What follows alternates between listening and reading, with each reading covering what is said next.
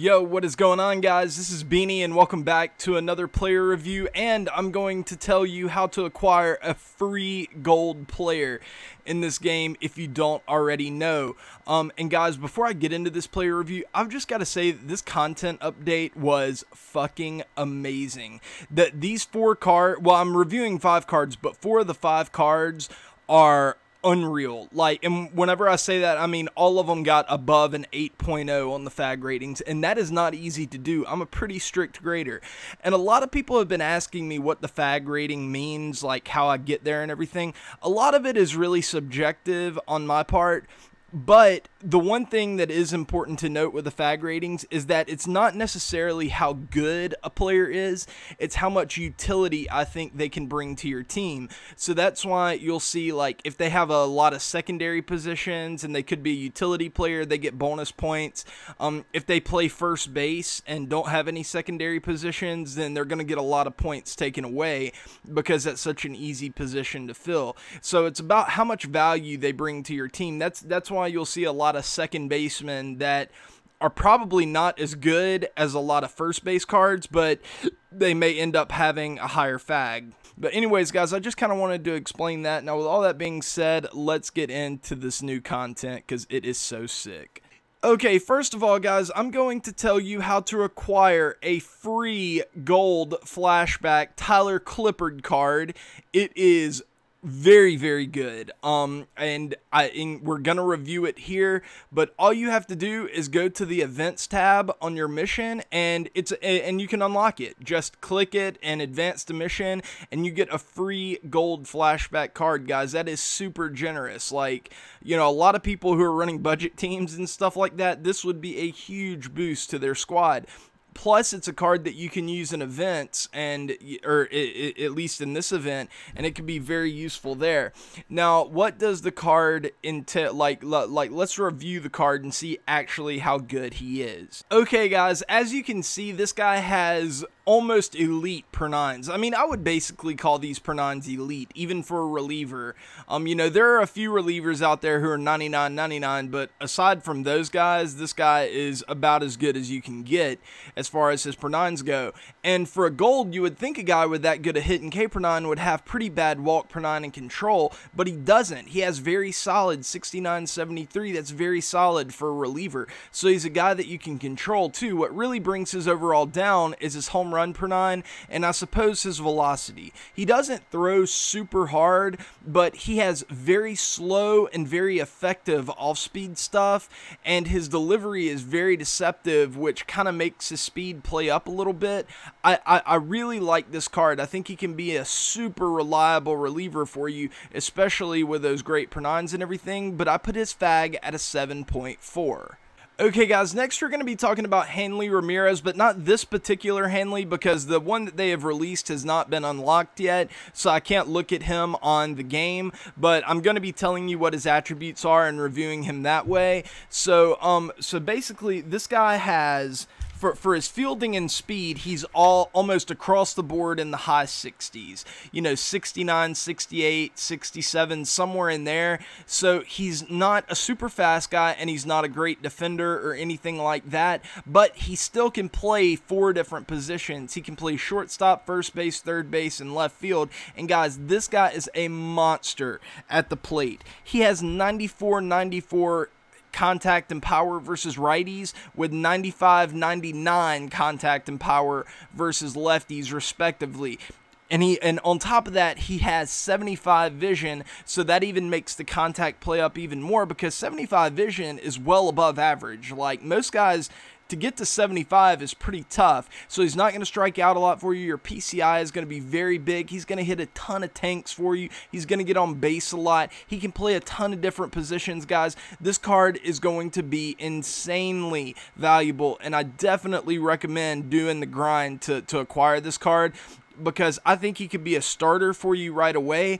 And then once your team gets a little better later on in the year, this could be your go-to bench bat. This could be the guy that you stick on your bench, and you can use him in so many different situations because he can hit so well and play so many different positions. The only thing that may knock him out of your lineup is if you get a guy who hits just as good as him and can play defense. Think about like a flashback Tulo, the Cal Ripken, the 99 Cal Ripken card, something along those lines, the 97 Ernie Banks maybe. But those cards, you know, are very tough to acquire, and, you know, until you can acquire them, this guy is going to be insanely good, so I put his FAG at an 8.9. Next up, guys, we have a new legend. That's right, a new legend is in this game, and oh boy, is this guy unbelievable. Okay, this guy has insane contact and vision. 98, 96 with 82 vision. That is very, very good. Power, he has 81 power versus righties. He's going to be hitting a ton of tanks versus righties, well above average power. Against lefties, his power isn't as good. You'll probably have to square one up a little bit better to get this guy to hit a home run versus lefties, but that's okay. You know, you're not going to have a perfect card every time. And the other benefit of this is this guy has surprising speed, 81 with 85 stealing. That is enough to be a legitimate threat on the base pass. And the sickest thing about this card is his positions. He can play third base or second base. That second base secondary is huge, man. They have been giving us some insane second basemen to plug in there, and it has made the position deeper than it's ever been in the past. And because of that, I honestly think that this guy has an argument that he could be one of the best second basemen in the game. Maybe one of the Jackie Robinsons could take him down. Maybe like I don't know. Right now, I think that this guy is probably the best second baseman in the game if you decide to play him there. But if you decide to play him at third, he's also going to be great for you. So I ended up putting his FAG at an 8.4. The defense kind of knocked him down a little bit. He doesn't have great defense, but aside from that, he's very good. So his FAG is an 8.4. Okay, moving on to the player epic for the monthly reward. It's the 94 overall Carlos Correa, and this card is also a great... Man, they have been coming out with some insane infielders lately. Like, infield is... If you can't find a good infield, there's something wrong with you, because there are some great infielders right now, and this card is no exception. This card mashes right-handed pitching. 95, 92 with 71 vision. Again, well above average vision, makes everything play up. And against lefties, he's no slouch. He has 90 contact with 77 power. That's very good too. That's enough. This guy is not coming out of your lineup if you have him in there like for a platoon or anything like that. He can crush both sides. Defensively, he's about average. He's not gonna, you know, do anything special for you. He's not gonna make any unbelievable plays, but he'll probably be reliable enough for you to count on. And the other benefit to this is the positions that he plays. Once again, he is kind of a utility guy, and later on in the year, I could certainly see this guy being an incredible bench bat. He plays short, second, and third. That is fantastic. This card is legitimately awesome. The only thing that kept me from putting him higher than the Molitor is the fact that he doesn't have the speed and the stealing that the Molitor has, and I think that gives a little bit more value, a slight edge to the Molitor, even though that this one has the secondary at shortstop and can hit both sides of the plate a little bit better. So I ended up putting his FAG at an 8.3. And guys, lastly, they came out with a 94 Dave Winfield, and this card is better than any Dave Winfield I've seen in the past. He hits both sides of the plate about the same. He has about average to above average power and elite contact and vision. Your PCI is going to be enormous with this guy. 95, 93 with 90 vision. That's incredible. Defensively, this guy is going to be fantastic for you. A prototypical right fielder. Very solid fielding with a cannon of an arm. So you're going to save a lot of runs doing that.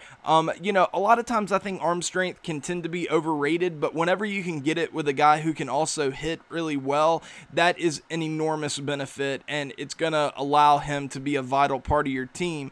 I don't know how much value this guy would have coming off the bench, maybe as a defensive replacement slash a guy who can also hit really well, but I think if you pick this card up, it's to be a starter.